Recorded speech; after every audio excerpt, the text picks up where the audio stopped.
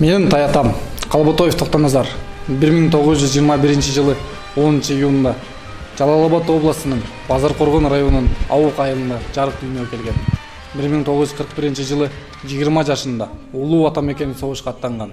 Ал Советтер Союзунун куралдуу күчтөрүнүн 31 армиясынын курамында 1941 жылдан баштап 1945 жылга чейин кызмат өтөгөн.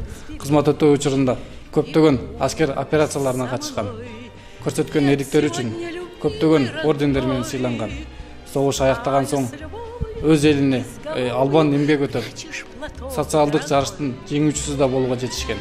Бүгүнкү күндө биздин кызматыбызды улуу ата мекен согушта кызмат менен салыштырууга болбойт.